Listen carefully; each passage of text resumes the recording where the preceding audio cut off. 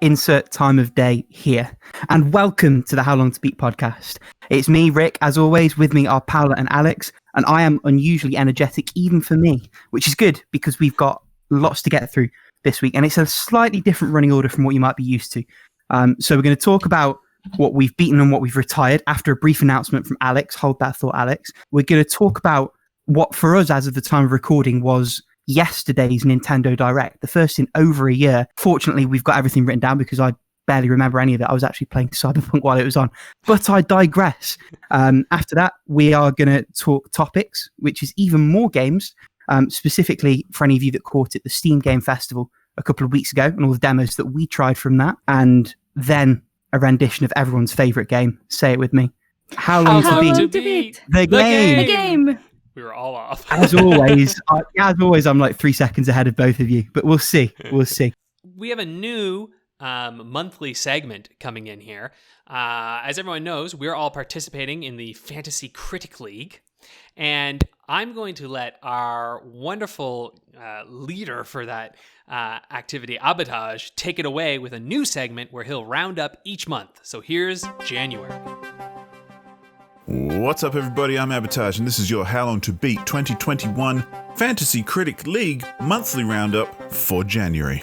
We're dropping this a little late into the month, but sometimes that's how the cookie crumbles. So here's what happened in the league throughout the month of January 2021. Of course, we kicked off with the draft, featuring 13 publishers, including 6 brand new teams, taking on 7 returning players from 2020, including the league's first reigning champion, Pokepop. There were only 4 publishers who had games released in January, with Horny Mistress bringing up the end of the pack with the much-hyped but ultimately underwhelming next-gen game, The Medium, scoring them 5 points to start off their year. However, the first points of the year went to January's third place holder in the leaderboards, Cockroach Content Corp, who made a promising start with Scott Pilgrim vs. the World, the game, Complete Edition, landing them a respectable 9 points to kick things off. Sadly though, Lord of the Rings Gollum was later confirmed to be delayed, locking in 0 points for that draft pick, cleverly countered by Noise Labs. Speaking of Noise Labs, they sneaked into second place thanks to a strong showing by Cyber Shadow, which brought in 12 points for this, the last game picked during the official draft. However, a short-lived lead at the top of the board went to my own publisher, Ubisoft, thanks to Hitman 3 receiving a lot of attention and a decent 86 on OpenCritic, delivering 16 points to take out the number 1 spot. Of course, it's early days and it's anyone's game. The leaderboard has already seen some significant change during the first 2 weeks of February, so it's still all to play for. Finally, let's have a quick rundown of what games were picked up after the draft. Funky Face Studios successfully acquired Ghosts and Goblins Resurrection for $1, as well as outbidding Cockroach Content Corp for the Neo Collection at $6, leaving them with $93 left in their budget. CD Projekt Rick got in early with the first bids of the year and successfully acquired Goodbye Volcano High for $1 and Fantasian for $1, leaving them with $98 left in their budget. Cockroach Content Corp picked up the most games out of everybody in January by successfully acquiring Five Nights at Freddy's Security Breach for $5, Call of Duty 2021 for $27, and Oddworld Soulstorm for $6, leaving them with the lowest remaining budget of $62. Ubisoft successfully acquired Everwild for $2 and Tunic for $2, leaving them with $96 left in their budget. Noise Labs successfully acquired Card Shark for $5, leaving them with $95 in their budget. Frozen Frog successfully outbid Ubisoft and acquired Tales of Arise for $10, leaving them with $90 in their budget. And Horny Mistress successfully acquired the fleshy horror shooter Scorn for $10, leaving them with $90 in their budget. Everyone else made no bids and still has a $100 budget ready to go. And that about wraps it up for the How Long to Beat 2021 Fantasy Critic League for January. But stay tuned for February's update next month, and as always, check the How Long to Beat forum and Discord for all the latest Fantasy Critic League details. Back to the studio. Thank you, Abatage. Wasn't that fantastic? He's got music. Isn't that cool? We don't have music. It went by so fast, it's almost like it's a pre-recorded segment we're going to put in after the fact. It's crazy. It's almost, it really truly is almost like we just paused for 5 seconds, edited it in later, And then commented on it while live. It's crazy. Next month we should just fly him in. Let's get these production values right up. So Fuck anyway, COVID. I want abattage here. Yes. Anyway, Exactly. I'm going to make the executive decision for the first time. Hasn't happened before today, and start off myself with the games I've beaten. So I've beaten 4 games this week, and the first 2 I'm going to talk about are in the Metal Slug series, which is a series I've decided I'm going to blast through. There's about 15 entries in total, but they average out about an hour each, so it's like one Uncharted's worth of gameplay. It's not the undertaking it sounds like. So I've beaten the first Metal Slug in its PSP incarnation as part of the Anthology collection, and I've beaten Metal Slug Advance for, shocker, the Game Boy Advance.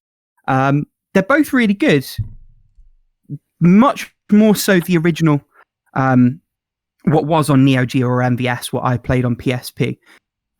It's just pure, undiluted action. You run right, you shoot things, sometimes you jump, sometimes you throw a grenade, and sometimes you're in a big fuck-off tank. That is the game, and it is glorious, and it is rendered in wonderful chunky pixel art. The GBA one's a little bit different. It tries to have a bit more of a varied map design, but with it come problems. The main one is just the rate at which enemies respawn. Like, you look away, you look back, and the enemy's there again, which is a problem, especially in this kind of game. They also slightly tweak the system. So in the original Metal Slug, it's one hit, one kill, and you have like a number of continues because it's an arcade game. This one doesn't have that. It has a life bar, and if you run out of life bar, you go back to a checkpoint. There's like multiple screens in a stage. It discourages you from getting any of the things that are collectible, and they're the only thing that really give the game any kind of replay value. It has less stages even than the arcade version, and I blasted that in under an hour, I think, which again I expected them to be shortened. I've sort of pirated them all, so it's not like I've wasted any money on them. But the main series game, highly recommend, and then there's loads of others if you like it as much as I did. I've also beaten Daddish 2 for Android. That was more daddish. It's exactly what I wanted from it. It was good fun. A little bit harder than the first one. It actually was a little bit more challenging, a little bit quicker.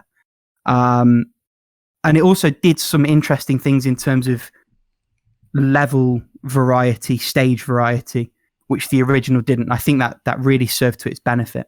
Again, they're both free. You should absolutely go and check them out if you like humor or platforming with humor. And then the last one I've beaten, and this is the one that I'm going to be quite negative about, is Azure Striker Gunvolt for the 3DS. It's also on PC, PS4. I'm pretty sure they ported it to Switch as well. I'd probably say avoid, honestly. It's a 3-hour game that runs out of steam at an hour and a half. And the last half hour was mostly rehashed boss battles, which is never fun. It tries to do a Castlevania type thing where you get the bad end. Oh, but there was like a crystal in each of the 6 stages, and if you go back and find them, but I just didn't enjoy the gameplay to the point that I would bother. And it probably would have only taken me another 20 minutes because the stages are quite short. It's just that there's very little to them. The core mechanics of the game could have done something, and I've already bought the sequel. I got them all when they were super cheap on the eShop, so hopefully they improve it for the sequel when I eventually get to that. But the levels give you so little to do with the tool set that you've got. And one of the few things they do give you are leaps of faith, which is always a bad thing in a platformer. So basically the energy ball that forms the core of your attack, you like tag an enemy with your bullet, and then that only really does any significant damage when you engage that energy ball. Also allows you to slow your descent and sort of hover. So what you're supposed to do is run at these empty gaps and hold the hover. Now, I didn't realize that. I thought I'd missed like a vertical platform somewhere. I had to go and then look at someone's playthrough to realize, oh no, I was supposed to jump into the abyss. Stupid me. I hate that shit. Yeah, it wasn't good. And I think I'm probably just going to end up repeating myself. The level design and the things the game designers gave you to do with their tool set just aren't engaging. That's the bottom line. I think I gave it a 6. That was probably a touch generous. I'm feeling, sort of having reflected for a couple of days, it's probably closer to a 5. And that's sad because I was hoping to really enjoy that one. But it is what it is. And if you can find it cheap enough, it's probably worth a look. Just go in with expectations very tempered is what I would say.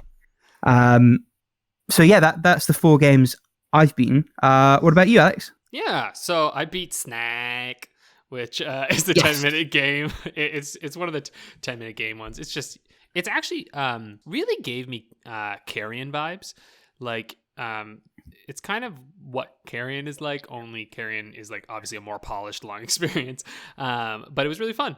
It's a quick little game. You control this little snack thing in like this underground facility, and you're trying to escape, and there's some cool little puzzles you do with it. And it was 10 minutes. I mean, I can't complain. I also beat. So I'm gonna have a little brag here because I want to. And I've talked about this with with Paula and Rick, but I got off Kijiji the other day a modded Game Boy Color, which has like the IPS screen. And the dude gave me 4 games with it too, like Donkey Kong, F1 Racer, like baseball. What was some other one? Oh, I think it was one of the LGN Spider-Mans, which is just terrible. But all these games gave me a Pokemon shell for it as well, with all the extra buttons for $100. And I was like, huh, what? And that's 100 CAD, right? And like the IPS screen goes for $60 American. I was like, And $60 American is like 100 CAD, isn't it? It's not far off. It's pretty much. That's crazy. I know, right? I was like, holy shit. So I was just like, yes, I will take that. And I got the easy junior flash cart. And so I've been playing some Game Boy games and Game Boy Color games. And honestly, the Game Boy Color is probably my favorite system. I just have so many good nostalgic memories with it. And the games are so simple and yet addictive. And I find you can just sit down and just lose time in these games. And I beat Super Mario Land DX, which some will be like, what, there's a DX version of Super Mario Land? I was literally an hour before we recorded. Yeah, but the reason I want to say that is because, no, there isn't, but there's a ROM hack of it. And it's really good. Now, there are some, like, occasionally, people mentioned there can be some little graphical, like, dithering sometimes with the color version, but I haven't noticed anything, and honestly, it's gorgeous. Like, it really ups that game so much. And, yeah, I really enjoyed this one. It's short, like, it's like an hour or so, but I liked the length of it for what it was. I feel like if you bought this, you'd be like, what the fuck? It's like 12 stages, that's it, like pretty short. Mm-hmm. But when you're just playing through it, like, I'll be honest, at first I was like, oh, this is easy. I'm going to be through this in no time flat. Like, I got through the first 2 worlds, like, so easily. And then I got to the 3rd world and suddenly I'm like, oh, shit. Oh no, I'm dying. And I just kept like dying and then had to and I was like, oh, I get it. You breeze through the first 2 worlds and you get good at those worlds. And then those worlds allow you to like build up, lives. And then the gauntlet of the last 2 worlds is like, now say hello as I take all your lives from you. The second half of the game comes at you. It absolutely does. Yeah, it's like, we gave you enough. It's time to go. But I really enjoyed it. I was like, this is a great game. And I think, I played the second one when I was younger. I had that cart, and the second one is just, it's leagues better. But that's even to say that I loved this first one. So I'm excited to go back and revisit the second one, which also has a DX ROM hack. Yeah, so there's a color ROM hack of it. By the same person, I think. So anyway, I highly recommend if anybody can play this on the original hardware with a flash cart, like, or even just on a Game Boy Advance. That's also fine. It's really worth it, and especially because I often play older games with save states, and I think those are incredible, and they're fantastic. But, like, Rick and I were both talking about this, like, I think this is a game that really benefits from not doing that, because it's short enough that when you lose, it's actually kind of satisfying to be like, shit, I gotta go back and do it again. And, like, you're really building your skills up as you go through it. And so I was getting addicted. It was almost roguelite-ish in a way. Like, I was like, oh no, I've died. Okay, I'm gonna do it this time though. And like, you go through it, and so, except obviously in this case you can memorize the patterns and like learn how they go. So anyway, highly recommend it. Check out just before you move on to steal your thunder a little bit, the sequel is both very different and miles and away a better game. Yes, actually has a save system. Mm-hmm. I might actually go and find the DX hack because that has a special place in my childhood. Yeah. Same. But if anyone listening only has time for one Super Mario Game Boy game, then the second one is the one to go for. Yeah. But sorry. But let's That's be me real done. here. It takes you about an hour and like 10 minutes to get through it. You got time for both. Wow. Sad Tiamat noises. Yeah, that's fair. Yeah, maybe not doing that. Yeah. Although I'm certain he's played both of these games. But yeah, I mean, it's fair that like this is a launch title game, right? Like, I mean, it was before saving was even a thing in these, and like really they're just figuring out how this thing works. So in that sense, it's kind of neat, but you're right. I agree with you 100%. The second one is the way to go. Paula, why don't you tell us, what have you beaten? Dun, dun, dun. This is going to be a little rant here. I'm sorry. That's why I said dun, dun, dun. I'm here for this. I finished Persona 5 and since Starlight for the PS4. Sometimes I feel there's like some kind of games that you can't really like fucked up because like it's a rhythm game. Persona 5, even with all the problems I have, I can recognize it has like very good music. Mm-hmm. They fucked up the rhythm game for this game. How? So I'm like, okay, so Yeah. Here we go. Here we go. First of all, I wasn't expecting a lot from this game, especially since I already went through Persona 3 Dancing in Moonlight a while ago. So I wasn't expecting a story mode. Still, I found it like very much bullshit that it takes place like in a dream after the events of Persona 5 Vanilla. So everything has zero consequences. It's like a sequel, but not because nothing happens really. Mm-hmm. And they're dancing because like the Velvet Room assistants from Persona 3 and 5 just heard about the adventures of the Persona forecast and were like, you know what, my what's the word I use for it? My contractor or my well-carried user is better than yours. So we're gonna do the dancing thing and demonstrate which team is better, pretty much. Mm-hmm. From Elizabeth is something that I expect because Elizabeth is weird as shit.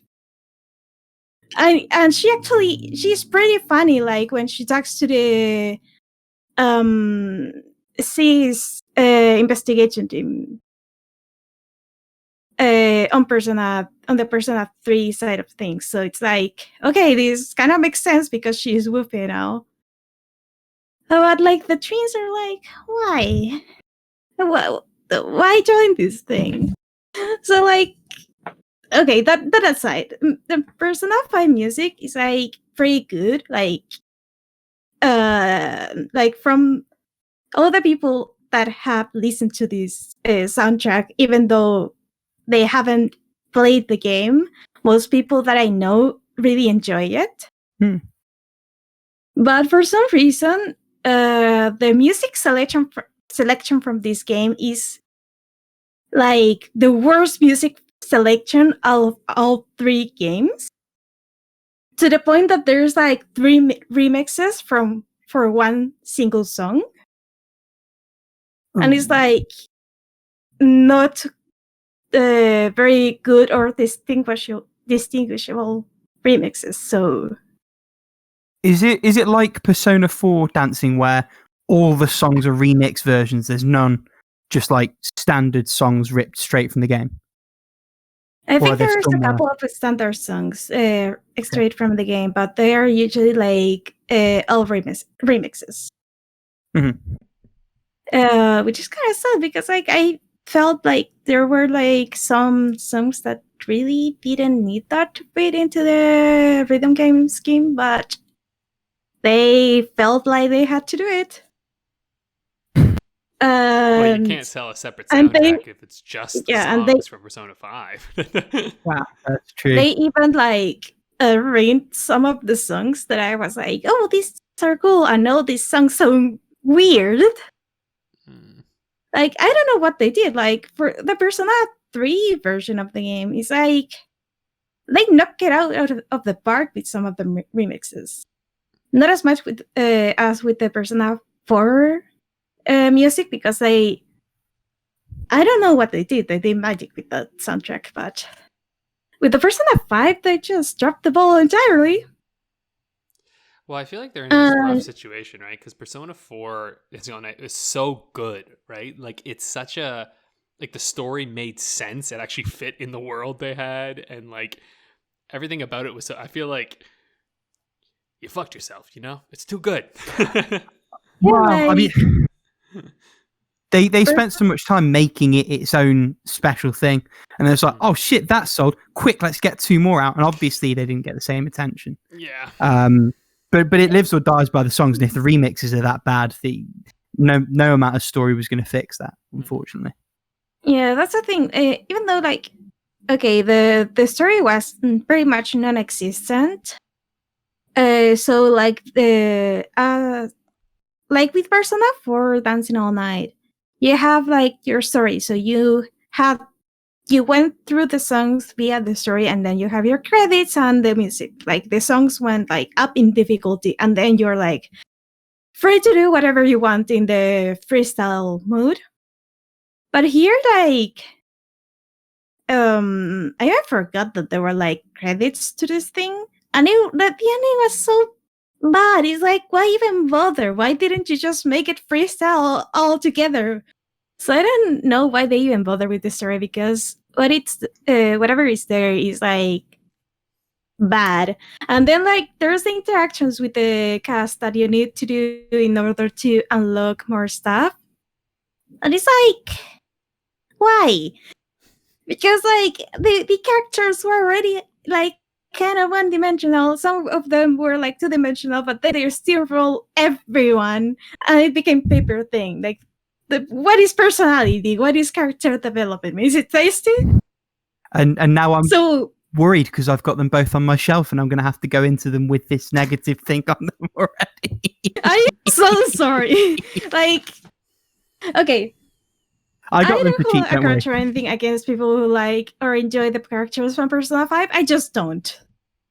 Like, there's like one character that kind of saves it for me, but the rest of the cast is like, why? And I actually did like at least half of the teams like socialize all the way through and didn't find anything interesting. But that aside, so yes, like. Every step of the way, like playing this game, I just found more and more comparisons with Persona 3 and Persona 4 dancing. The thing is, Persona 3 and Persona 5 dancing all night, they were supposed to be like one game, because like if there were like one game, it would have like more or less like it's still like less amount of content than Persona 4 dancing all night, but at least like they could have done something a little bit more interesting, like having the characters interact with the other cast, or like have an actual competition between them, or do something along those lines. But then they could have only charged you once. That is a thing. And also, to be fair, that stuff's in Persona Q if like that's what you're desperate for. Like, obviously, it's a completely different kind of game. I played Persona Q. Don't say anything bad about it. I'm going to be playing that soon. Don't say anything bad about it, please. That is actually a good crossover game, so thank you. You're gonna enjoy that.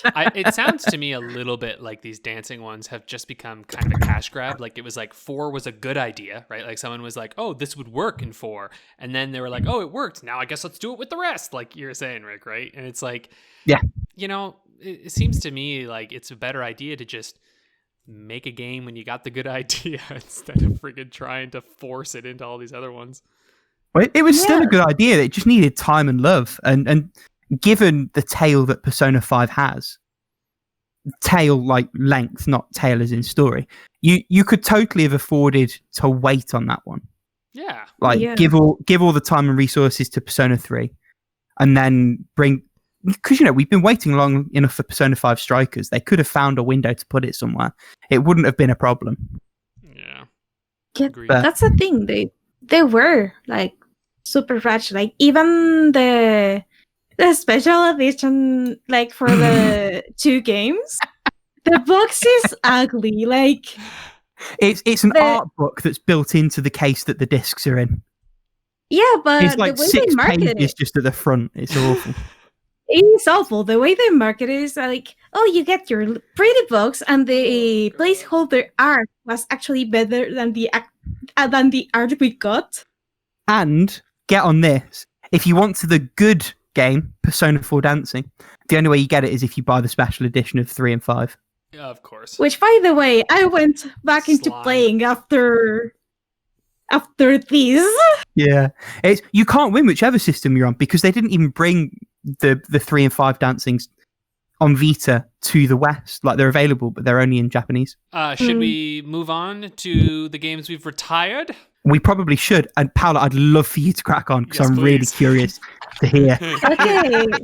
Let me find my notes on this one because I It's gonna be had quite a lot of notes for the Persona dancing that I didn't go through. So, Fire Emblem Shadow Dragon and the Blade of Light. I thought it was an actually good game when I started. I was young. I was naive. Because there were little things that I didn't bother me as much at the start, like the tent being the only way to go to the convoy. And sometimes the tent being difficult to access to go to the convoy. But then it started being a nuisance. Like, there was this one level where I desperately needed to get items because for some reason all my weapons broke at the same time. Also, I don't know how damage is calculated. I have no idea because I have a couple or maybe more fully level up with the best weapons in the game after upgrading my units because you can give this item to turn your cavalier into a paladin, for example. Mm-hmm.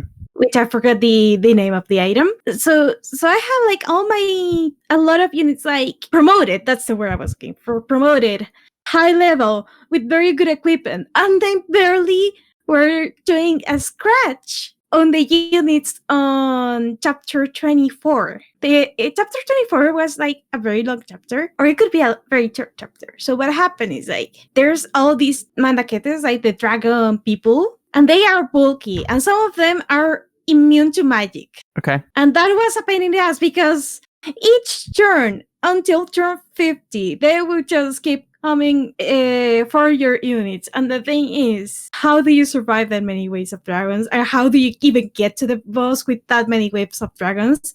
So what I ended up doing is just teleporting Navarre, who was who is one of the best units on the game. Kill the boss and then teleport Marth to the castle to seize it. Teleport. You've lost me. Is he able to just Yeah, there's an item that is a warp thing that your healers can use. So they just can warp one unit to the other side of the mountain if they want.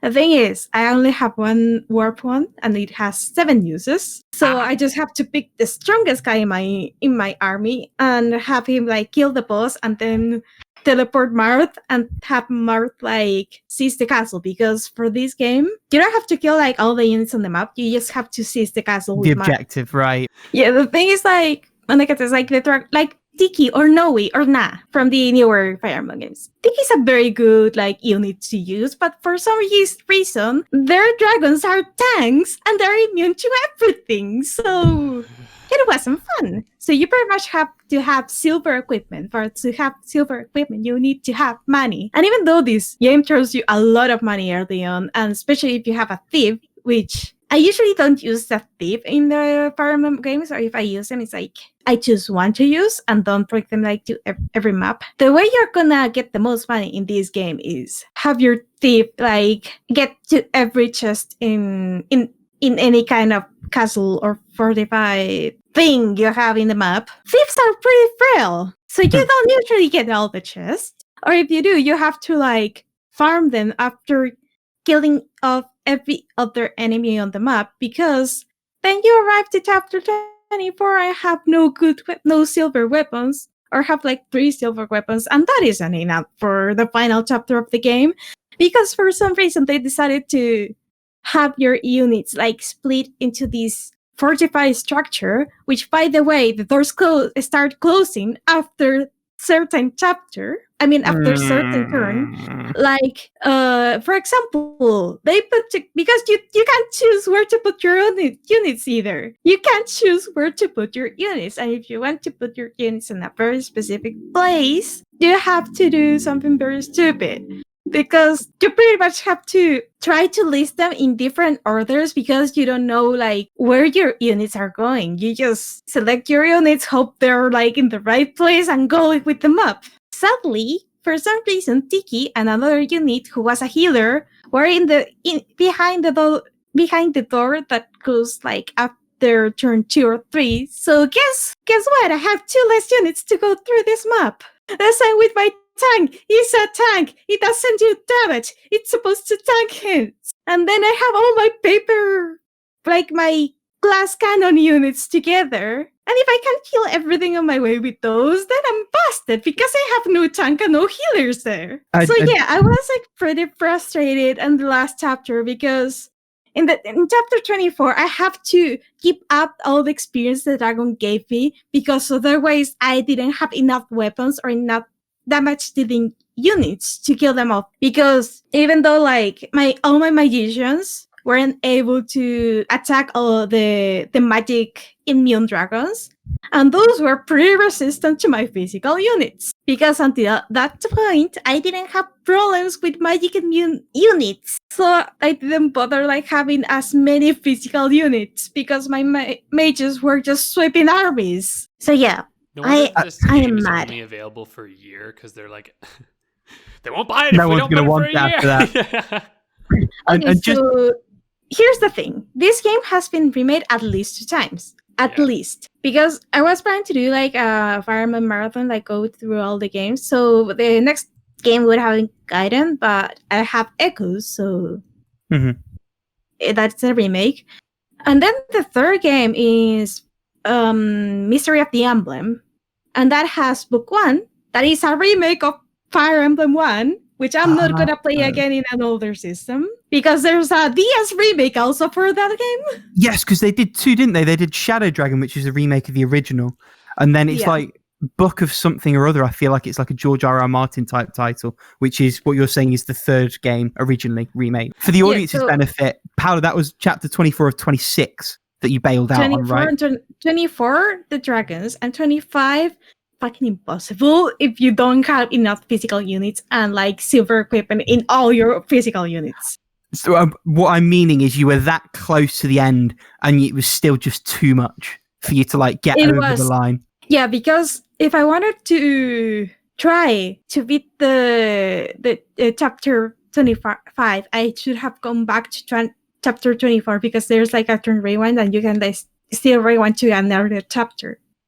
I would have needed to select some units again there to level up in that chapter. And then just wait it out for God knows how many turns, maybe all 50 turns, so I actually have enough experience on my characters, and hopefully they don't die before that, and hopefully I still have weapons after that ordeal. Nah, man, and then go that. to fuck all that. I was no fuck all that, because like there's the thing, like it is an old game. So old games don't tell you stuff on the game; they tell you stuff on the manual. You know, if that, in fairness, sometimes. Yeah. So the thing here is that I also had to redo chapter 22. I say this: there was an item I needed to get because in chapter 23, the only way to kill a specific unit and get falchion, the sword Mart uses. By the way, a steel bill sword or a rapier do more damage. Bro, you're stressing me out. I'm like having secondhand stress from this game. I am sorry. So there's a DS remake. There's a DS remake for the game. Yeah. And from what I could gather, because I started playing, it has a prologue that explains things in the first place. And I'm sure it's a far better game than this one. So don't bother. Say your $5 or $6. I don't know. If you haven't bought it already, don't buy it. Go play the better game. Please, please, do yourself a favor. Yep. Paula went through this hell for you. I went through hell so you don't have to. It was horrible. It was horrible, I tell you. Oh, It dear. stresses me out more than Fire Emblem on Lunatic mode. Like Awakening on Lunatic mode, that was easier than that last chapter. Shit, okay, that's Fine. rough then. Final question before we close it out. If you had to play one again, Pokemon Sword and Shield or this, which would it be? This. Oh, wow. Okay. Shit. I prefer the challenge over the brain numbing experience. This has been Hot Takes with Paula. That's awesome. Oh, dear. Rick, why don't you regale us? sure What have you someone retired? is gonna go. I've got two much more relaxed retirements. Yeah, So I'm very retired. the adrenaline rush is over for now, at least. The first one was a game called Crystal Defenders for the PSP. And for anyone who isn't aware, that is set in the Avalis universe of Final Fantasy. So it's like your Bangars and your Humes and your all the other ones. Is it like Crystal Chronicles, like that world?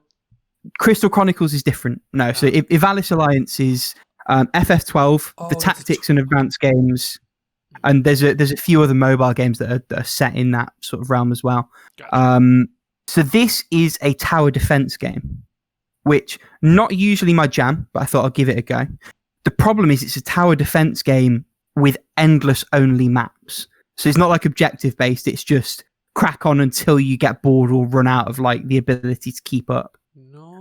So I played 2 maps and it's like, all right, I've seen all I need to see from this. And it's a good tower defense game. Very, very basic. There's only like 6 different unit types. So very basic, but good fun. And if I was someone who's into that genre, I played it on my little PSP Go. That would be a great bus game because obviously you can sleep the PSP, play it for 10 minutes on the bus, sleep it, and then go and do whatever you have to do and maybe think about it again on the return journey sort of thing. But we don't take buses in the current. Anyway, jokes aside, like it's even if I was taking a bus, I'd play something else before I played this. But that's probably more a me thing. It's fine, just not for me. The other one, and I alluded to this very briefly in the Discord, is Dark Meadow, which is a game you can't actually play anymore unless you already have it or you're willing to jump through the Android hoops to get it on via an APK. The problem is, and this is a little bit of a history thing, so Dark Meadow came out not very long after the first Infinity Blade. Shares some things with it, most notably the combat style, but adds an actual proper story, a world you can actually explore beyond a few like slideshow screens. But I don't think it sold very well because about a year after it released, it became free to play. And a lot of the best gear is locked behind a store that is no longer active. And the currency that you used to get it, you were able to get for free by watching adverts. Those adverts aren't served for you now. So you can't really do it. Now, I would have gotten around that. I would have struggled through. The problem is whether it was like that before they put the IAPs in or not, I don't know. But the way the story is structured, you're working your way up the hospital to try and discover the secrets of this place. And the story, I've watched videos on YouTube now, like what little there is left of it, explaining the story. So the story as I've experienced it is actually pretty interesting. There's loads of vlogs in the hospital. Whoever the voice actor is that voiced the main, I wouldn't say antagonist, but the other main human character in the game does a phenomenal job. It's some of the best voice work I've ever heard in a game. But to make any progress, I would have had to have ground from level 10, which is where I'd gotten to just organically playing the gameplay, to around about level 25, if the internet's to be believed, to have a reasonable chance of beating the boss I was up against. And that wasn't going to happen. I wasn't going to do that. Not with the gameplay being what it is, which is fine, but very repetitive, with the same 3 or 4 enemy types coming at you every time. The other little quirk as well is because it's it's designed for an older version of iOS, the screen is slightly smaller than the screen of the device. And so whether there was some bad touch detection or I was just hitting the wrong parts, I kept missing the evasion buttons. And you can imagine that caused a few problems. So I just went and watched how the story plays and gave up on that, which is, this worries me about the future, just to take a slight tangent, of some excellent mobile experiences that through ineptitude, through the nature of the way these games are set up, through servers going down or being abandoned or whatever else, just can't be reasonably played. Like, if I had nothing else going on in my life except podcasts and Dark Meadow, maybe I could get to the point where I could organically progress through that game. But it just isn't realistic at this point. And, you know, again, there's some excellent story and voice work that's lost to that practical reality of the situation that the game now finds itself in. For those of you that can still access it, because most people can't. Nice. I'm going to go real quick here because it's not much to say. I retired Immortals Fenyx Rising because Yakuza is my life now. So I just don't got time for it anymore. Game's fine. I got what I wanted from it. Yeah, right. Nani? Oh. I'll probably go back to playing it at some point. It's just it's one of those like done for now, but I've got it. And Axiom Verge as well. It just didn't click with me. I wasn't looking for a Metroidvania like that at the moment. It's also just like a pretty simple one now. Like in retrospect, right? Like I think when it released, it was like this was serving a real hunger. But now when I play it, I was just kind of like, just kind of a basic Metroidvania. It's fun. There's a new one coming out. I bet you that one's going to be even better. So I'm like, I might just wait for the second one and jump in that case because I don't really think there's a whole big story I got to catch up on. You know, Metroidvanias aren't really known for that. So that'd be fine. All right. Now let's move along. We're going to talk about the Nintendo Direct, which was, as Rick and I both said, fine.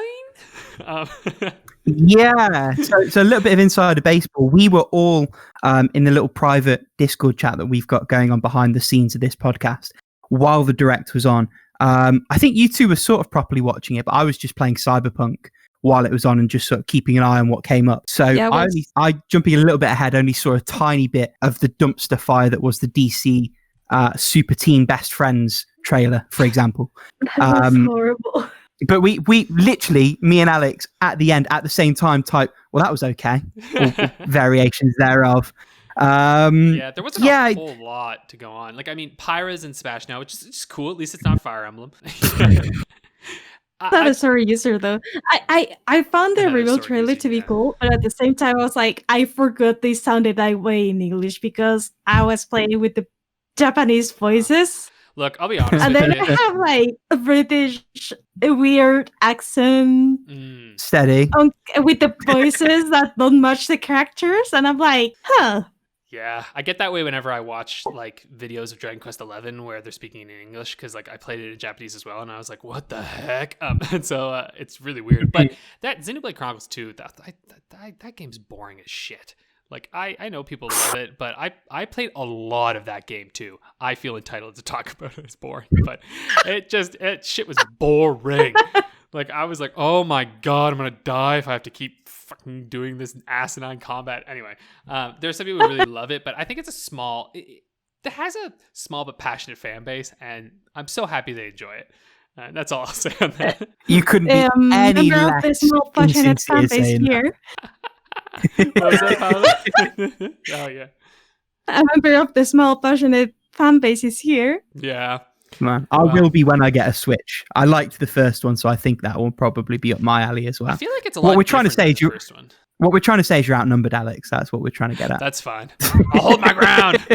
But there were some cool games announced. So, like, I mean, Fall Guys is coming, which that seems like a no-brainer. I'm amazed it's not on the Switch yet, you know? I mean, the answer is pretty simple as to why. It's a Devolver game. It's a small studio. Yeah. And they got that Sony money to do the PS Plus release, which, in fairness, is what made the game.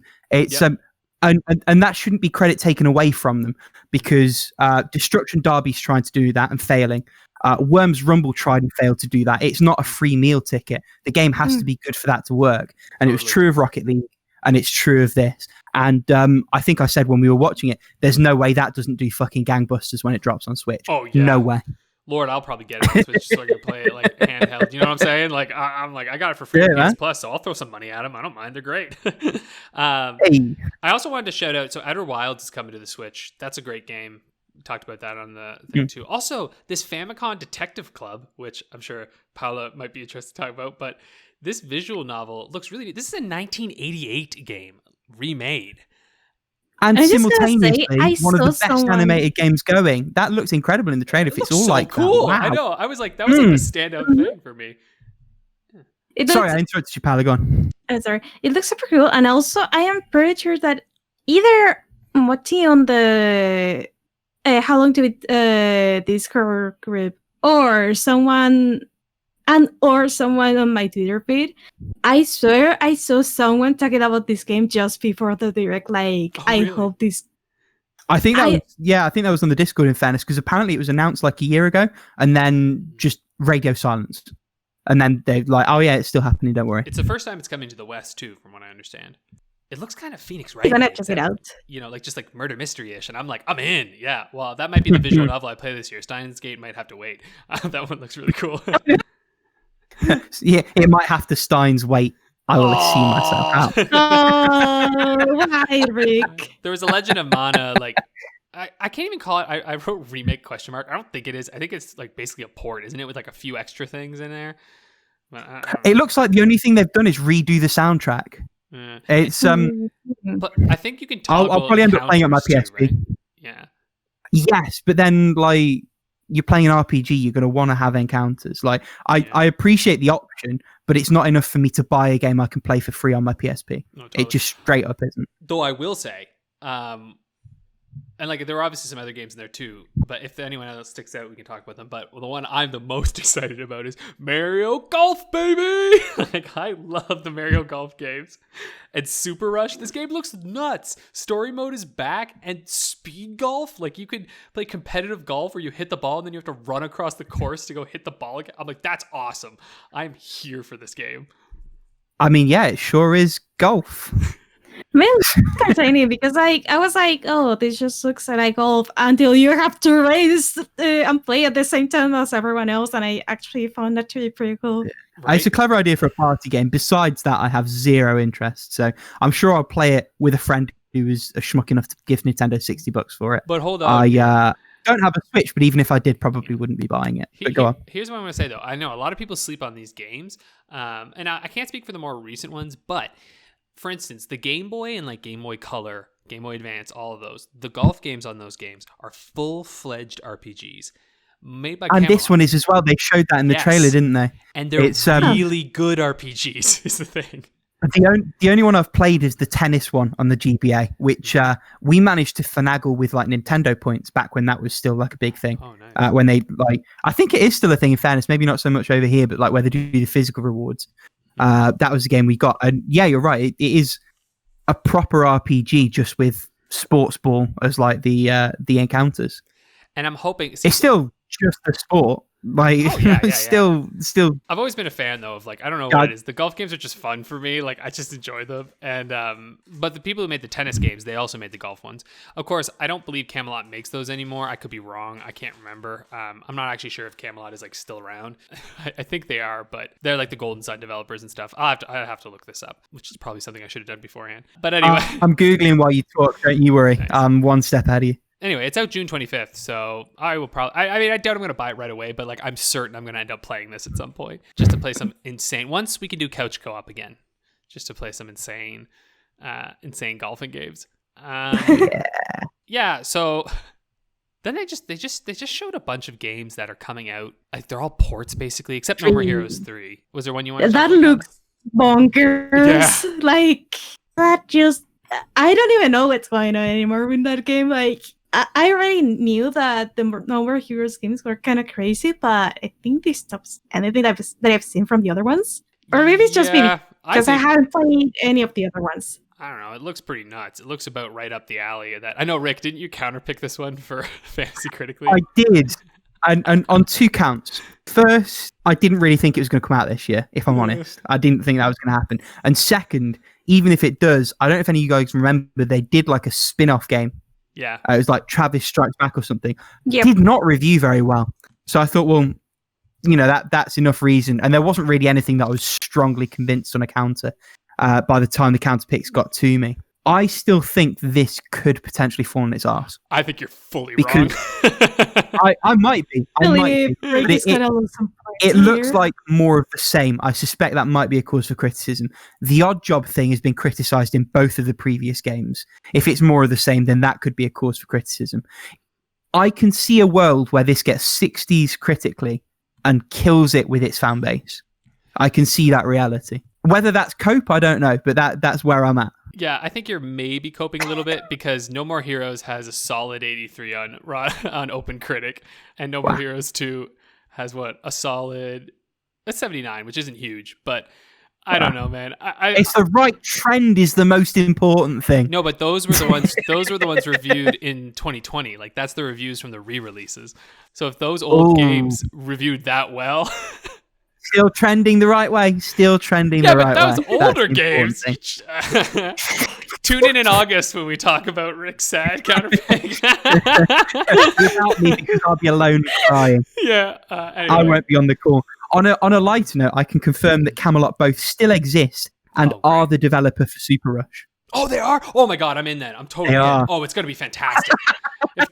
They've made the best of these. If they're the developer, no worries at all. It's basically all they've been doing since 2012 is Mario sports games. Their last non-Mario sport game was the Golden Sun DS game in 2010. Which I really liked that game. People shit on it, but I liked it. Anyway, one game though that I have to point out, which I'm saying like major what the fuck on this, is the Capcom Arcade Stadium.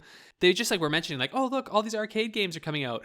BT Dubs, you can pay extra and get Ghosts and Goblins. And I was like, excuse me, like you're releasing this like compilation game, a remake of that game, right? And like you're releasing this compilation, and then there's like DLC for it. Like, dude, just put the game in it. Like that is low blow, man.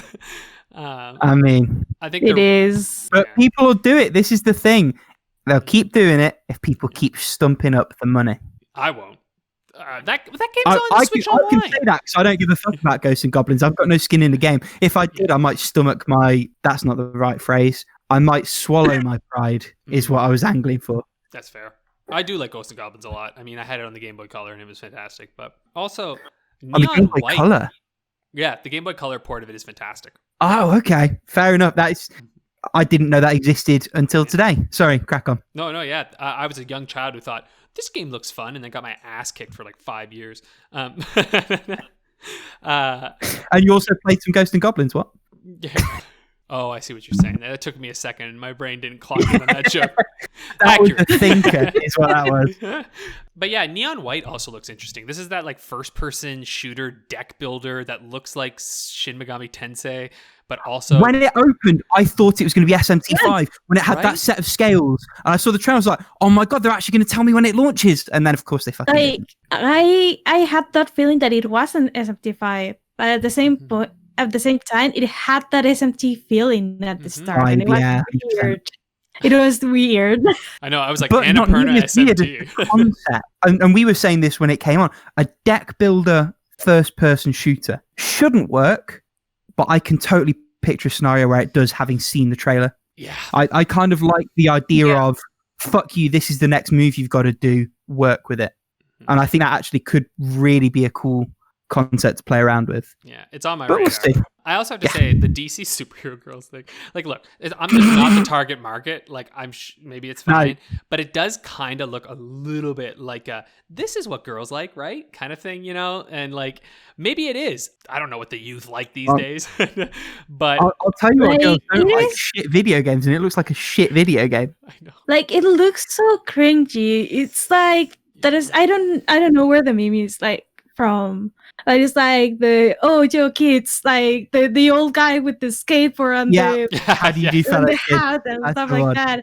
Yeah. And it gave me like stuff, like it was something like that, because like I don't know, like I've seen games that I know I'm not the target audience for, but I've seen like how they play, and it's like, okay, I can see this having a target audience in the first place. But this game is like, who is this game for? Like, girls who like makeup and stuff like that. Girly girls, is that what you usually not into video games? And if they're into video games, it's not this. Like, yeah, right? Like, I mean, it's got to be a good game, you know? Like, games that don't target themselves. Yeah, it's like, whenever you try to target a game at a really specific audience that doesn't necessarily play games, right?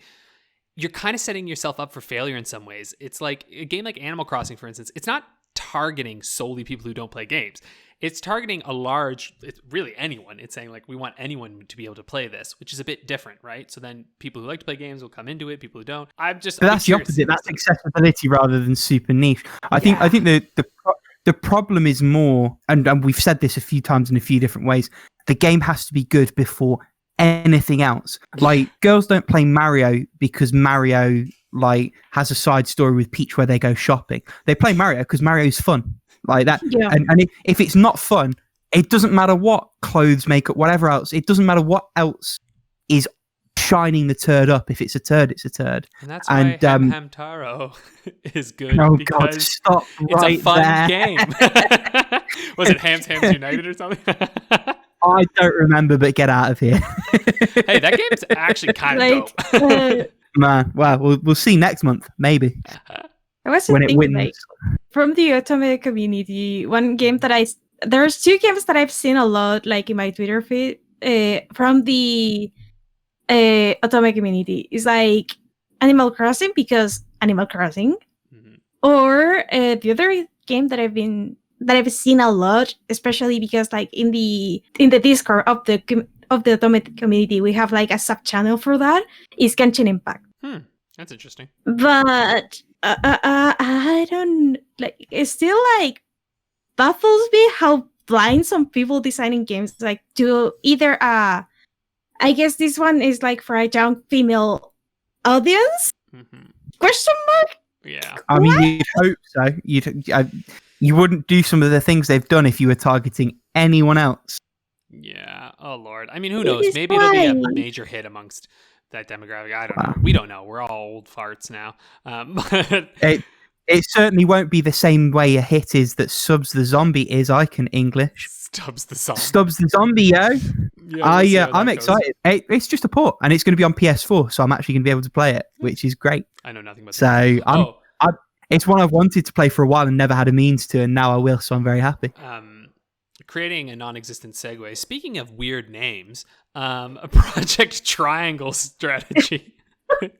Like, I know it's a working title, but you couldn't have come up with anything better than that. Literally, Octopath Tactics would have been better. Oh, that would have been excellent. Yeah, but Octopath. Yeah, I don't know if they would have they think. But anyway, it's by the Octopath I know Traveler. It's not in the same universe. It's just the same art, but it looks great. I'm all about that. Yeah, that game looks awesome. I like how they're calling it like the HD 2D thing. Like, I like that as a concept. I think that's a neat idea. And yeah, it's a tactics game, but it only comes out in 2022. There's a demo though that you can play.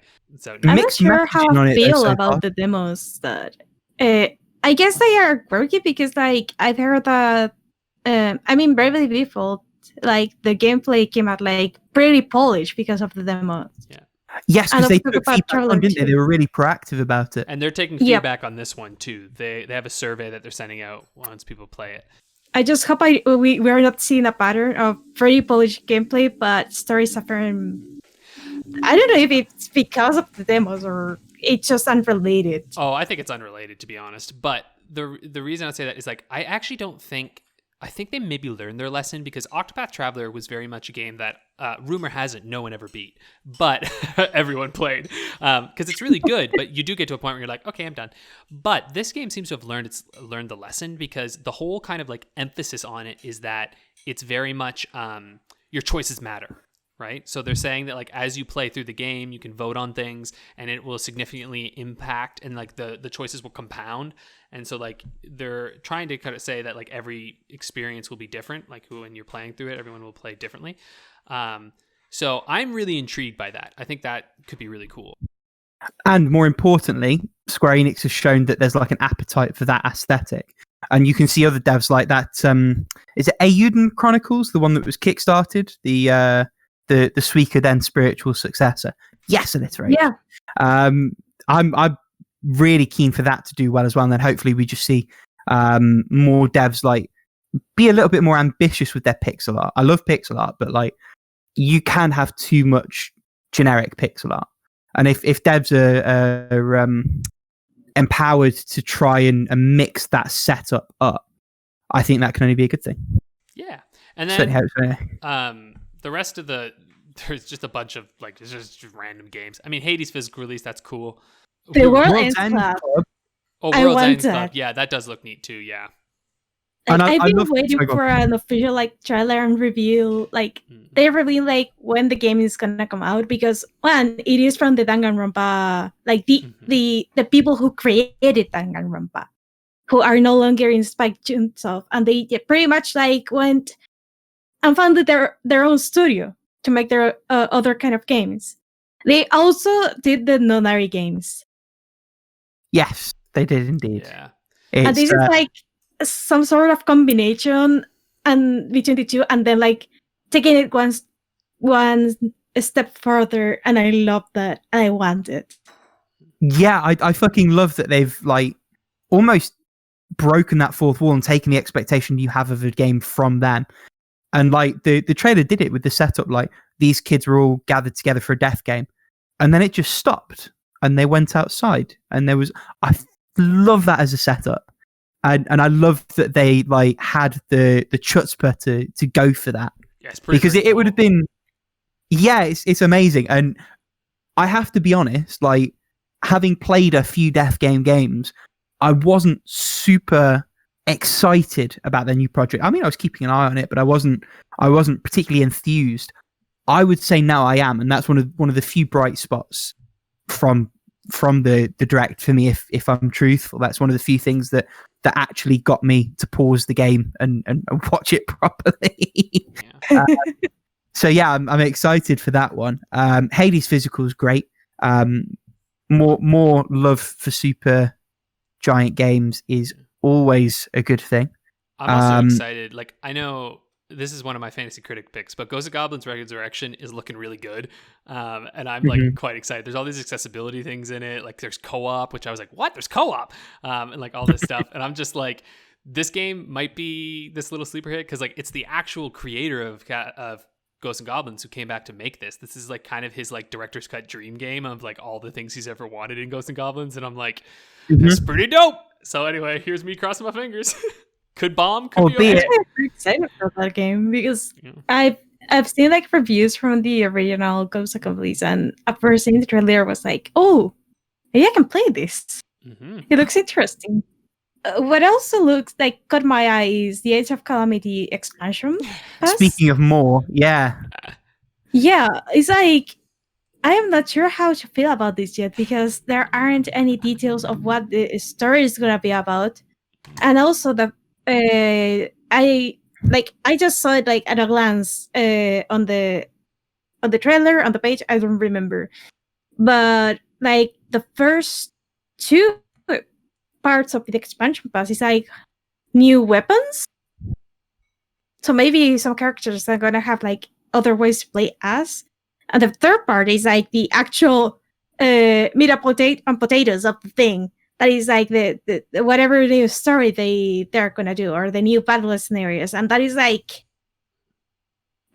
just could have done everything in one package, I feel, instead of splitting into three. Yeah, but then because people are gonna buy the expansion pass for the third one, not the other two. Probably. Point. That's the trick. That's the trick, 100%. And also, based on what you said about the game when you played it, and based on what I've heard other people saying, is more content really what you want from that game?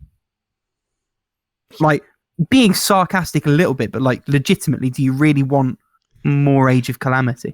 No. It depends how it is delivered. Right there because tells you no. Yeah. Sorry, Paula.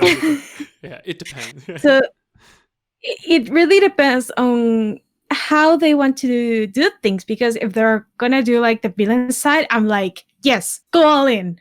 Because I was really intrigued by what was going on behind the scenes, what became of Suka, because we never see Suka again after whatever happened. I don't even know who this is. So there are some loose ends they could use, or they could even deliver the original ending that I think everyone was hoping for. But also, I see the two researchers that are Pira and Rovi, and they're with the champions, and I'm are they playable characters now? What are they doing? So I'm Only time will tell. I am cautiously optimistic. Like, Speaking of cautiously optimistic, can I use this as a segue? Go ahead. Fucking Ayanuma pops up. It's all like, this isn't Breath of the Wild 2. Yeah, and at that point, I was checked out for the next 10 minutes. Right? I have to be honest, beyond knowing that Skyward Sword HD is a thing, I didn't see any of the other details about it. I was in the middle of a side job and I just played the side job. I watched all of the details of this. So look, I know, allow me to rant first, because Paula, I know you're interested in this, but so... And all ranted out, in fairness. Yeah, this whole segment comes on and Ayanuma's just, it's like I know this isn't what you want, but it's good, I promise. Like, that's like what it felt like the entire time, where it's like, remember, we like this one. And like at one point he even says, this is the last of the conventional Zeldas. Which is more linear. I did hear that bit. Yeah. I did hear that bit because he's like, this is where some of the stuff from Breath of the Wild came from. I hope you'll give it a try. Straight up, it's like they're begging us to play this game. Like, honestly. And like he was even saying like this thing where like it came across like straight up like it's a little more linear than Breath of the Wild was. And I'm like, oh my God. Look. Why this one? Why this one? This is like the actual it's the one only of the one most complex. Why. I know, because that's how they do it. They always port the next ones. But I was like, man, also, screw you. Like, put this in a collection with Twilight and Wind Waker on this thing, package it all together, and yes, I'll buy it. But like, I'm not buying full price Skyward goddamn Sword again. That is a 10-year-old game. That is the worst of the Zeldas. I am not buying that shit again. Like, I don't even care. Now, the Joy-Con are awesome. Those are pretty. But this is the worst of the 3D Zeldas, easily. I mean, there's some irony to that, really, isn't there? There's no way I'm paying full price, which is like 60 US for that game again. I'll give you 80 for like a nicely painted set of controllers there. Oh, I'm not going to buy them, but I do love them. I'll give you more money. But at least the controllers are functional, you know what I mean? Like, I have to buy Joy-Con anyway. Like, might as well get that one. I'm pretty sure I saw a comment on Twitter saying, don't let the Zelda paint job fool you. These are Mario Kart controllers because they're drifting. That's good. I like that. Oh, that is amazing. That is amazing. But anyway, Skyward Sword here in July. And you can use and the other side of the argument. Yeah. Go on the other side of the argument. I'm on the other side of the argument because I was so happy to see Skyward Sword finally in HD because, like, first of all, I'm playing Skyward Sword like with backwards compatibility on my Wii U, and it looks like rainy, and this looks so clear and pretty. And it's like, yes, I like this because I am one of the few people that really, really likes Skyward Sword and has never had any problem with the controller. This game, and I really love the linearity of it because, like, I swear this is like my one of my favorite either incarnations like of Zelda in this series. The story, it is one of the few Zelda games where I actually cried at some points. Jeez, and actually, we had very different experience. Yeah, this game also holds like a special place in my heart because one day at home, my sister brought her Wii. This was like many years ago. It was probably like in 2010 or 2011, somewhere over there. And my sister brought her Wii U home when she was visiting my parents, and she was playing Skyward Sword, and picked my interest. And this is actually the game that pushed me to go back into the Zelda series. And the game, this is the game that made me like go like, oh, Ocarina of Time is on the 3DS. I don't have a 3DS. I'm gonna get the 3DS and play Ocarina of Time. And it was like, I could get a Wii, but the Wii U is right around the corner, and I ended up getting a Wii U in Skyward Sword. And I have a lot of fond memories with this game because, like, every time my sister came home, I was playing this game. And then when I got my Wii U, I was like at my cousin's home, at my cousin's house with his others, and we were playing Skyward Sword. And it was actually like a lot of fun because, like, we were like taking decisions together, even though I was the one holding the controller. Even though I didn't finish it because, like, right when I was about to beat the final boss of the game, school started and I have to store my console like away for the entire year, and then I came back and didn't know how to play anymore. Oh no! So this just in, Skyward Sword is good if you have fond family memories tied to it. Otherwise, stupid game. And on the flip side, the last time I went home, which was a long time ago for reasons that don't need repeating, I brought my my copy of Skyward Sword with me, which I've had since launch. My brother played it. I never found the time to play it. So there's a reasonable chance that when people, assuming they buy it, start playing Skyward Sword HD, I will be playing it in glorious 480p right there with them. Yeah. So that would be interesting, maybe. I think too. We'll just mention. Oh, sorry, Paula. Yeah. Also, those Joy-Con controllers, I know they're gonna be expensive as seen here. I know I'm not gonna be able to get it like on any US website because I know scalpers. So I already pre-ordered them in Japan. Already got that Japan. And fingers crossed it makes it. Yeah. I wanted those controllers. Also, my Joy-Cons, like, they're like 4 years old, and they're getting like a little unresponsive because of all the use. So I was like, Only I have the Nintendo perfect could get away excuse with that. to get another set because I was already gonna fix it, but Only Nintendo fans would go, my controller's getting a bit tetchy after 4 years, i.e. not even a full life cycle of the console of use. I guess I'll just buy some special edition ones. That's a good reason. To be fair, I have like butterfingers and drop shit all the time. Why don't we move along? And my sister also dropped my controllers. So we can get to our Steam games. But they announced Splatoon 3, which is cool. I have zero opinion. I hear they're great. I'm really happy for people who like Splatoon. Sincerely. I'm sure it's going to be cool. And also Japan got a Japan-only game, Crayon Shinchan. I don't know if you've seen that. It's like an anime little boy. The game looks really neat. Cel-shaded graphics. It looks pretty cool, actually. And it maybe will come to the West. I kind of doubt it, but it looks kind of neat. Look it up if you're interested. Shinchan's hilarious. It's I will be keeping an eye, although I doubt I'll ever get to play it. But yeah. It looks interesting. But again, given how I remember Shinchan doing, I mean, I remember how the show was. I don't know if they are gonna bring it to the Quest because of how the show was. The developer, I have no expectations. Did say that they would like to do that, but it really just comes down to if they're given the support for it, right? Why don't we move on then? Because we've talked lots and lots about the Direct, which was, as we said, underwhelming, but fine, I guess. Now let's go to our top. We're basically going from games that haven't come out yet to games that haven't come out yet. Yes, because we're talking about demos. So for anyone who missed it, Steam, in the Current World event, started doing something called the Steam Games Festival. They seem to be trying to do it quarterly, and I'm all about it. And what they basically do is curate a list of games that are due out soon, i.e. that next quarter, and release demos for them. And you can play the demos. There's some great stuff. I've been turned on to some great stuff that way. I mentioned briefly last week Shady Night, which this is probably a good way in, actually, Alex. It looks like you've played 2. Yeah. I'm not as impressed with you as you with it, I think. It's fine. I knew it was going to be like that. I knew it was going to be like that.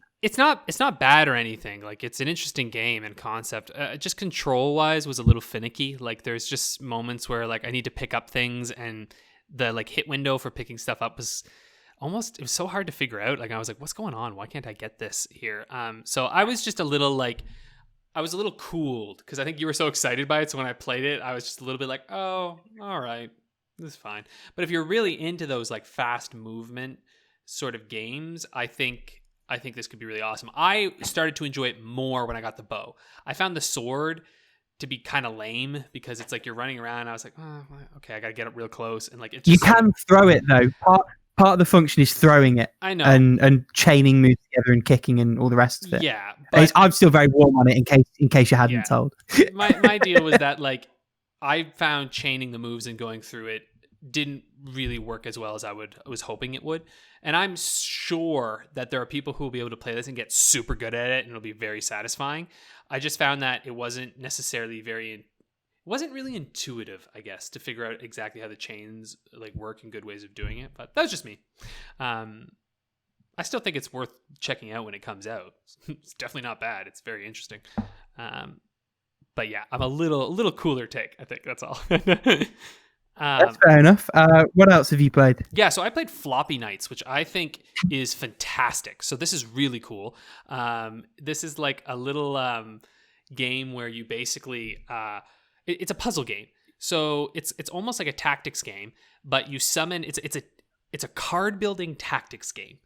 So it's a deck builder, but it's also an RPG, but it's also this puzzler, and the artwork's adorable and incredible, and it has meaningful like rewards in it. Like you basically enter onto this like grid, and you summon these little creatures, and they're your like you have them on floppy disks, and there's this thing you created, and they project out, and you have to go and like fight these other enemies, and you move them with cards and stuff, right? And you can send different ones, and there's all these objectives, and there are 2 objectives in each level, and if you complete those objectives, you get really excellent new cards. So it's like really worth trying to get the objectives. It's one of the first puzzle games where I was like, I want to get the objectives. The objectives are meaningful for me, you know? Like I was like, this is good. And by the time I beat it, I was like, this game is very good. I want more of this. Like it's, I think this is a game that could take off hardcore when it comes out. Like it's very good. Chicory as well. I think this is really a very interesting game. It's very cute. You play as this little dog, and it's basically this like painting game essentially. So they're in this world. There are these paintbrush like wielders who like put color into the world, and color vanishes from the world, and you're like this like the helper of this lady who is the paintbrush wielder, and color vanishes and she seems to have vanished, and you find her paintbrush, and so you go off to like go paint things, and you can just like paint all over with different colors. You can paint your character all different colors. It's kind of Zelda-like. There's all these puzzles that involve the paint, and it was really, really cute and really fun. And the combat was really neat because it reminded me of Undertale a little bit, where it had like really interesting sort of like mouse pointer combat that you're using the paintbrush to like do. It felt like really original and interesting. Yeah, so highly recommend that one. I'm just going to stick to 3, I think, for now in interest of time. Okay. We've got Oddventure as well, which was interesting. It's kind of like Undertale meets like Earthbound meets Alice in Wonderland. Like all those influences are in it, but it's not as creative as Undertale. It's an RPG where you play as this young girl who I think her mother dies in childbirth. It happens like the first couple of minutes, and she's sent to this world. But the issue with the game was that the combat, you can do the thing where you like, you know, where you peacefully win encounters, but all the peaceful mechanics are kind of the same. You basically just click like this one button to do it.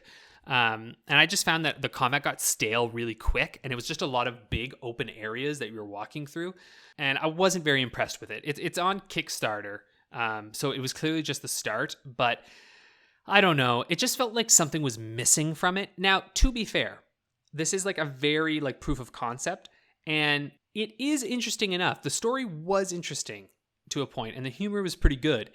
I'm just like not sure. Even like the pacing in this demo was kind of rough, and I'm like, how are you guys going to do in a whole thing with this, you know? So yeah, those are the 3 that I would say were memorable in some way. I played like 3 games from the demos. Like one of them was Beacon and Pines, which it was interesting to say the least, because the way it plays out is like you have these like decisions you have to make, but while writing a book, and at the same time, like you're playing as this character, which, by the way, the art style is very, very good, and it looks like these pop-up books or like an illustrated book. It looks pretty little good. dioramas. I'm looking at it on Steam now. It looks wonderful. Yeah, it looks wonderful. I'm not sure if I want to play the full game yet, because it has very interesting concepts between like you being able to go like back in the book if you see your decision isn't carrying you through anything, or also you're even what's the word I'm looking for?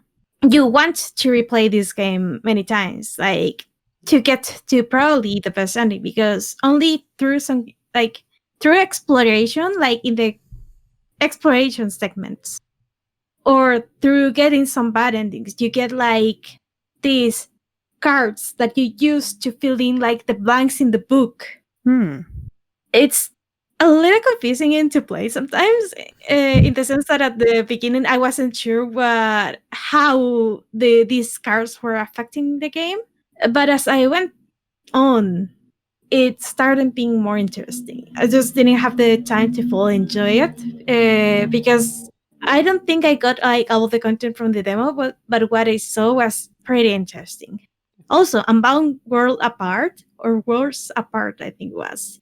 I'm inclined to say it gave me like Ori vibes, like in how the art style is, and also like in the sense that it is. I want to say it's a Metroidvania, but I don't think it has like as much exploration as to call it that. But it's not really like a platform. It's like it's also like a platformer puzzle kind of game, because you have this little character who uses magic to open like this little portal, and the world changes inside that portal. Like it kind of connects you to another world or a parallel world. So in the first thing you are shown is that what is on that portal can change. Like if you see like an enemy in front of you, if you open the portal, you can see a stone block that you can like push and use it as a stepping stone to reach higher. Or there's this other portal that follows you around, because some stay where you put them and some follow you as you move, and it changes gravity, and it is awesome. They also like toggle some platforms like in and out of sight, so you have to be careful where you are using these powers. And also there's this one that you're walking through this, I guess it is a dark cave because I don't see shit, but the area around you, it has light, but also as you move, the circle gets like smaller and you have to stay still so you can see like the whole area. So it has very interesting ideas. It looks super fun. I don't usually like enjoy this kind of games as much, but this one looks super fun. Nice. And finally, go on. Oh, no, that's cool. You crack on. Okay. Finally, and this one is the highlight for me. It is Timberborn. Timberborn is a survival city builder with beavers. Nice. Humanoid beavers that survive humanity. And at the beginning, you don't know what is going on. You don't know how to do shit. Like the tutorial is they put in the demo. They don't even talk about the most important part, that is like the dry season. You have to prepare your beavers for the dry season and have enough food and water to survive. And the second dry season is unforgiving. Like the first one lasts like 5 days. The second one is like 2 weeks and more. Oof. And it was honestly a lot of fun once I got the hang of it. Like even my boyfriend like jumped into fun. Like he was like, "What are you playing?" Because he saw I was playing a thing on Steam. And he's like, "Oh, it's Timberborn. Wanna play it?" And then we were like streaming our games to each other, and I was like struggling with the second dry season, and then I saw his screen, and he had like no wood at all. He was struggling to get materials, and there was like this one piece of forest that was like super far away, and your beavers have to live nearby to where they work, otherwise they won't do shit, or they will move from their houses. But there was like this one homeless beaver called Tesha, because all the beavers have like a generated name, and Tesha was the MVP of the game. That homeless beaver went there, got the wood, and pretty much carried the rest of the game for him. And like, it was awesome. Like, I wasn't expecting anything from this game. It was like, okay, it seems it's a surviving Sim City, I don't know, with beavers. Yeah. No, this was awesome. Like, Nice. I highly recommend for everyone to play the demo. Go by the forum. Yeah. Sorry, like Well, that demo is still there, and I might use that as a jumping off point if you don't mind, because not all of them are very clear on which demos expired and which ones didn't. And so there were a couple of games I really wanted to play the demos of, including Windjammers 2, where by the time I got round to the demo, that demo wouldn't start; it would just redirect to the Steam homepage, which was very sad. But I have downloaded loads.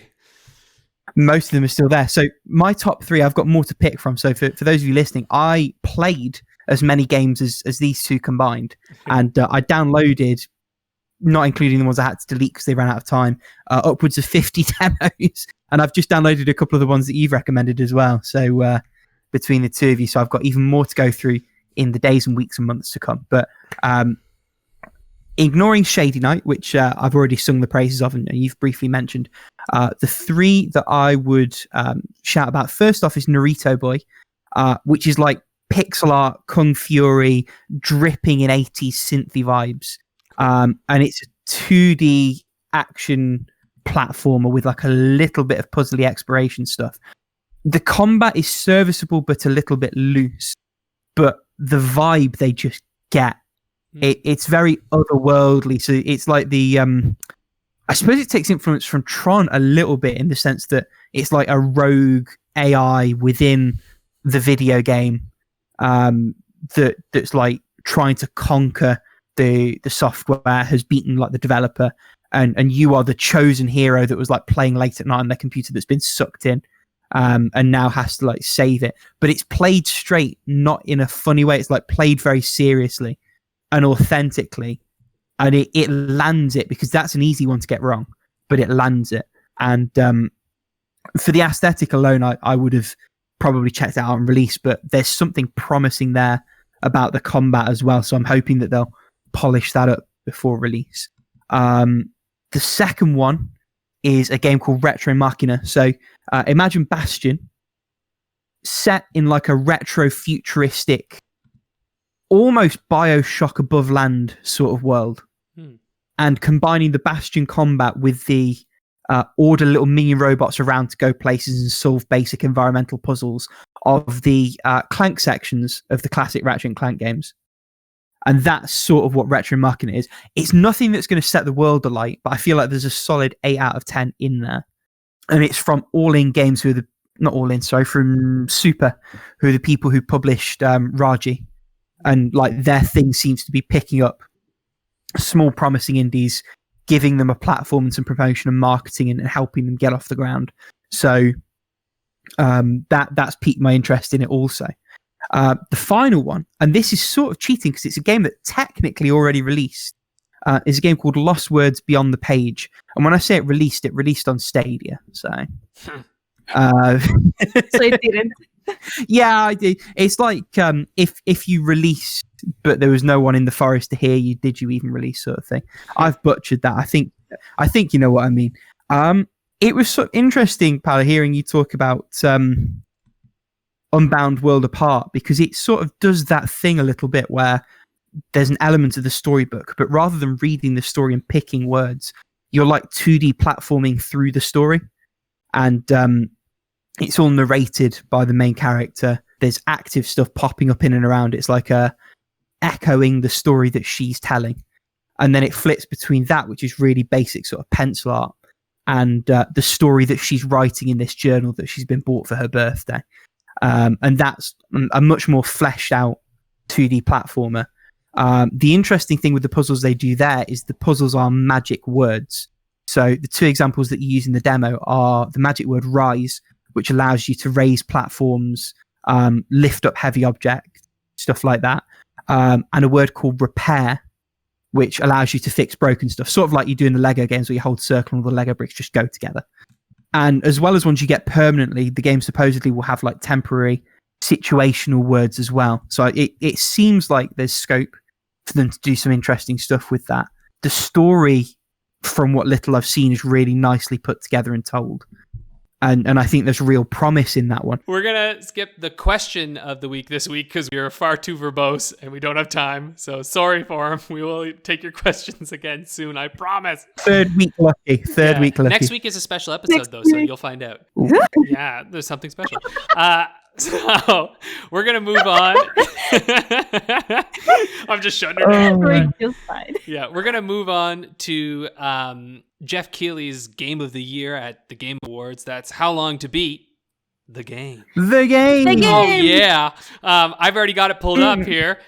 This is a little bit of an obscure one. Fatal Frame, Maiden of Blackwater, a Wii U title. Oh, no. Yeehaw!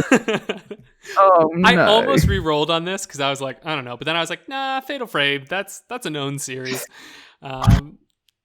Okay. I think I already know what I'm saying. So let's figure this. I have no idea. No, It's gonna be fun because like this is one of the few games that didn't catch my attention in the Wii U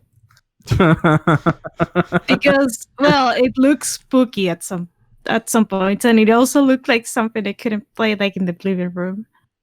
yeah, that's probably fair. Actually, it looks interesting, but at the same time, like the kind of game I would never have any interest in playing. If that makes any sense at all. It makes perfect sense, honestly. Yeah, okay. I'm ready. I got nothing for this one. For someone I who's got talking us for the game he nothing. already pulled up, you didn't sound filled with confidence. Well, no, I'm not filled with confidence at all about this. That's why I almost wanted to reshuffle. I was like, no, do a different one, but I don't know. Are we ready? 3, Okay, 2, 2, 1. 1. So Go. I have main 8 hours, main plus 9, completion 10. Rick has main 7 hours, main plus 10 hours. Paula has main 6 hours, main plus 9 hours, 100% 10 hours. We're kind of all the same. So we're going to know real fast here if we're correct or not. Yeah, you've both got more leeway, which could prove decisive. Oh, I think we're all screwed. So main story is 14 hours. Main plus extra is 18.5. Completion is 23.5. No points this week. We screwed up badly. Yeah, we did. I was going a little too low. Ah, dang, I should have gone higher. You could say we U'd it up really badly. Oh! Oh! That is a pun to go out on, is what that is. Oh, that really is. Well, that's it for this week's episode. Next week we have a special guest coming on, so stay tuned for that. Rick is going to Patan jail. Yeah, it's going to Pud Jail. Rick's still leading with 20 points, Alex with 15, and Paula with 10. See you later, everybody. I'll catch up. Till next week. Bye.